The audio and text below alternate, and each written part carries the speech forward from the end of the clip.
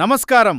మా SB news 950 ఛానల్ని ఇప్పుడే సబ్స్క్రైబ్ చేసుకోండి. లేటెస్ట్ అప్డేట్స్ కోసం బెల్ ఐకాన్ని క్లిక్ చేయండి. ఎలాగైతే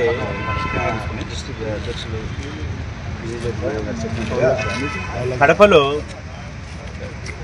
కాంగ్రెస్ చేసిన అభివృద్ధిని చాటి చెప్తూ ఈరోజు 35వ రోజు ఇంటింటి కాంగ్రెస్ 3వ విడతగా మొదలుపెట్టడం జరిగింది.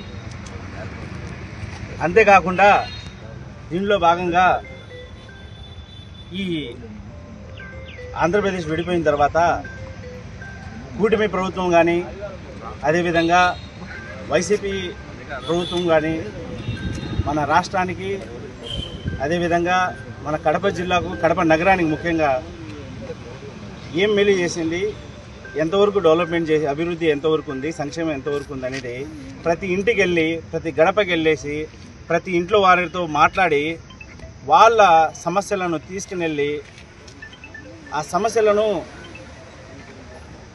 ఆ పరిధిలో గల అధికారులతో చర్చించి వీలైన కాడికి మాకు అధికారం అయితే లేదు కానీ ఒక తపన ఉంది, ప్రజలకు న్యాయం జరగాలని. ఆ తపన కాంగ్రెస్ పార్టీ తపన. ఆ తపనతో మేము వాళ్ళ సమస్యలను తీర్చేదానికి ఒక పెద్ద ప్రయత్నమే ఇది ఇంటింటి కాంగ్రెస్. నాకు ఎప్పుడైతే మేము ఇంటింటి కాంగ్రెస్ 34 రోజులు సక్సెస్ఫుల్గా చేసినామో ఇప్పుడు తెలుగుదేశం పార్టీ వాళ్ళు ఇంటింటికి తెలుగుదేశం అని మా నినాదంతో వెళ్తున్నారు. మీరు ఇంటింటికి తెలుగుదేశం కాదు, ఇంట్లోనే ఉండాలి. ప్రతి ఇంట్లో మీ తెలుగుదేశము వాళ్ళ సమస్యలను తీర్చి వాళ్ళ హృదయాల్లో ఉండాలి. మీరు వెళ్ళేది ఏంది? వాళ్ళ సమస్యలు ఇప్పుడు తెలుసుకోవడం ఏంది?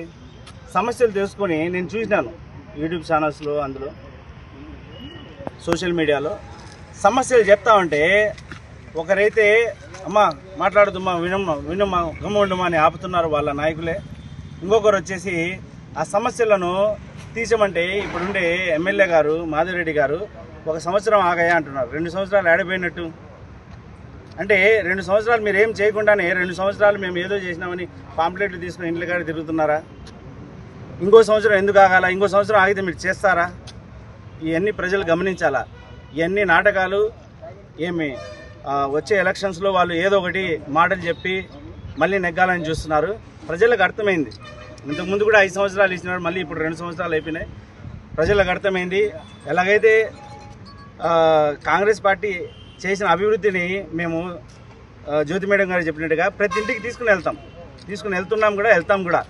వెళ్ళి వాళ్ళు చేసిన అభివృద్ధి ఏంటనేది చూపించి ఖచ్చితంగా ప్రజల మన్ననలు పొంది ప్రజల నమ్మకాన్ని మేము పొంది ఖచ్చితంగా ఈ రాబోయే ఎలక్షన్స్లో 50 డివిజన్లలో కనీసం 30 డివిజన్లు మేమంతా కలిసికట్టుగా జ్యోతి మేడం గారు కూడా మాకు మంచి సహకారం అందిస్తున్నారు. అందుకని కోఆర్డినేటర్ బండి జగరన్న కూడా మాతో కష్టపడుతున్నారు.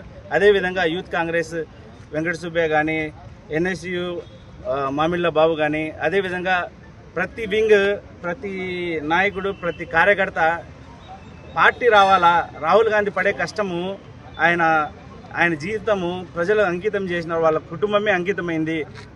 ఆయన చేసే శ్రమను చూసి అందరము భావోద్వేగంతో ముందుకెళ్ళి ఖచ్చితంగా ఈ లోకల్ ఎలక్షన్స్లో మేము ముందుకెళ్లాలనే ఉద్దేశంతో ప్రతి ఒక్కరూ ఇక్కడ పనిచేస్తున్నాము ఒక టీమ్గా. అదేవిధంగా ఖచ్చితంగా మేము సాధిస్తాము. లోకల్ ఎలక్షన్స్లో రాబోయే లోకల్ ఎలక్షన్లో ఖచ్చితంగా మేము ఫలితాలు సాధిస్తామని ఇందు మూలంగా గర్వంగా కాంగ్రెస్ పార్టీ తరఫున మేమందరం తెలియజేసుకుంటున్నాం. జై హింద్, జై కాంగ్రెస్.